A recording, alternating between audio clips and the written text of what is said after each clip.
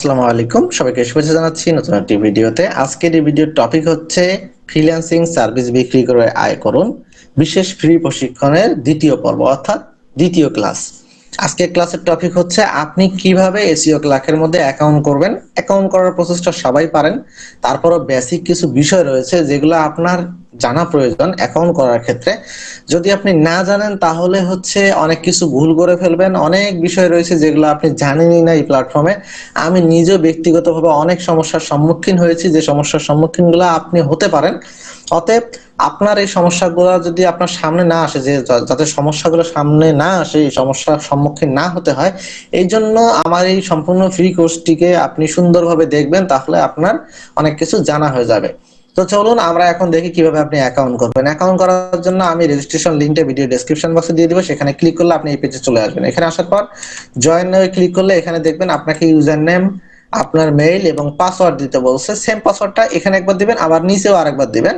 তারপর continue click করলে আপনার অ্যাকাউন্টটা হয়ে যাবে। আপনার মেইলে একটা কনফার্মেশন মেইল যাবে, সেটা অ্যাপ্রুভ করে দিলে আপনার অ্যাকাউন্টে আপনি লগ ইন করতে পারবেন। ঠিক আছে, আপনার যখন অ্যাকাউন্ট হয়ে যাবে আপনি চলে যাবেন আপনার অ্যাকাউন্টে। আপনার হচ্ছে এখন আপনি কি করবেন, এখান থেকে লগ ইনে ক্লিক করবেন। লগ ইনে ক্লিক করে আমি তারপরে একবার দেখাই দেই, অনেকে হয়তো বুঝবেন না।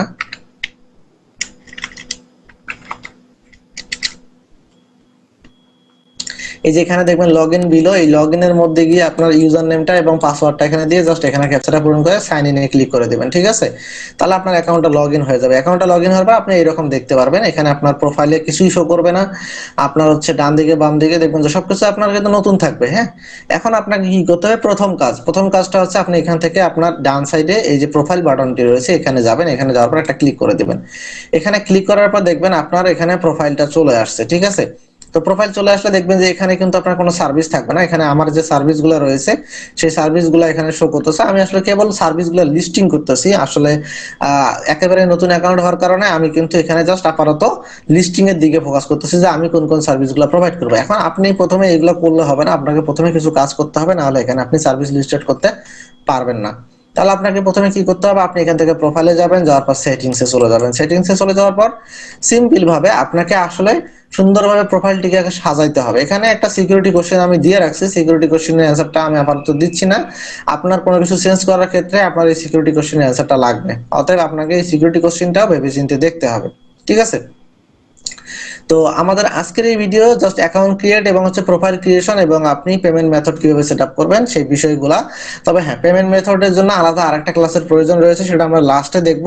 কারণ আপাতত আজকে জাস্ট আমি হিন্টস গুলো দিয়ে দেবো, বাট বাকি সবকিছু আমাদেরকে পরবর্তীতে দেখতে হবে। ঠিক আছে, তো এখানে আসার পর আপনি যে অ্যাকাউন্টটা করেছেন সেটার নাম একটা দিতে হবে, ফুল নেমটা আপনি সেটআপ করে নেবেন। দেওয়ার পর হচ্ছে এখানে আসার পর এক এক করে আপনাকে কি করতে হবে, এই জিনিসগুলো সব, এই যে এখান থেকে ইওর সেটিং থেকে শুরু করে নিচ পর্যন্ত সবকিছু আপনাকে, যে সিকিউরিটি পর্যন্ত সবকিছু ওকে করতে হবে। ঠিক আছে, তো এখানে আসার পর দেখেন এখানে ফুল নেমটা আপনি কমপ্লিট করে ফেলবেন।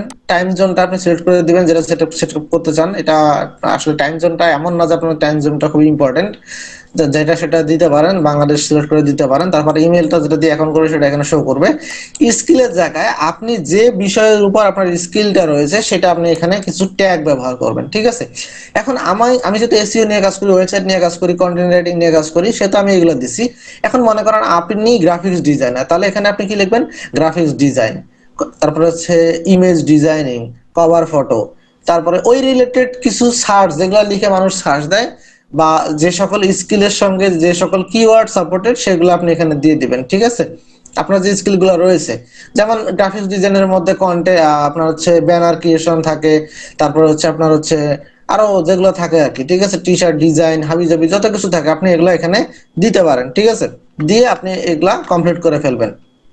মূলত আপনার প্রোফাইল দেখে যাতে একজন বায়ার, আপনি আপনি তো সেলার, এখানে আপনার বায়ার যাতে আপনার এই প্রোফাইল দেখে বুঝতে পারে যে আপনি কি বিষয়ে এক্সপার্ট এবং আপনি কোন সকল আপনার স্কিলস আপনার মধ্যে রয়েছে। এখন আপনি যদি এই স্কিলস গুলা শো করেন, তাহলে যখনই কোনো একজন বায়ার আসবে, এসে কিন্তু সে এগুলো দেখেই বুঝতে পারবে যে আপনার এক্সপেরিয়েন্সটা কি রকমের। ঠিক আছে, তো এটা দিবেন। দেওয়ার পর আপনি চলে যাবেন হচ্ছে আপনার এই দেখেন ডান সাইডে কমিউনিকেশন, আমি এই দিক দিয়ে না গিয়ে এখানে এগুলো কমপ্লিট করে একটু দেখাই। কমিউনিকেশনে যাবেন, কমিউনিকেশন সেকশনে যাওয়ার পর আপনি এগুলোর মধ্যে যেগুলোতে মন চায় টিক চিহ্ন দিয়ে দিতে পারেন, তবে আমি আপনাদেরকে রিকোয়েস্ট করবো এগুলো সবগুলো দিবেন। তাহলে যেটা হবে যে আপনি আপডেট পাবেন, ঠিক আছে। দেখেন যেমন এখানে ইম্পর্টেন্ট রিসিভ প্রাইভেট মেসেজ, অর্থাৎ ওয়েবসাইট থেকে যদি প্রাইভেটলি কোনো মেসেজ দেওয়া হয় সেটা আপনি নোটিফিকেশন পাবেন, ঠিক আছে, আপনার মেইলের মাধ্যমে। তো এইরকম ইম্পর্টেন্ট বিষয়গুলো টিক চিহ্ন দিয়ে দেবেন। শো প্রোফাইল পেজ, ঠিক আছে, প্রোফাইল পেজটা আমি শো করাই নাই, আপনি চাইলে শো করাইতে পারেন। টেক্সট অ্যান্ড অ্যাড্রেস ডিটেলস, ঠিক আছে। তো স্পেশাল ডিসকাউন্ট বা হাবিজাবি যেগুলো কুপন রিলেটেড আপডেট আসে সেগুলো আমি এখানে সিলেক্ট করে দেন অযথা মেসেজের জন্য, ঠিক আছে।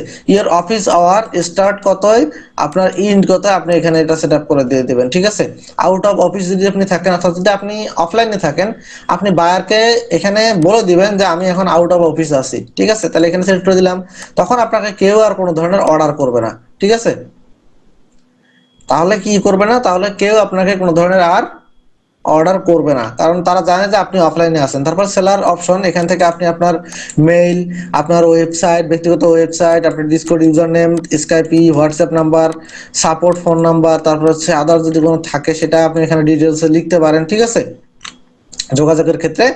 তাহলে আপনি এগুলো এখানে দিয়ে দিতে পারেন।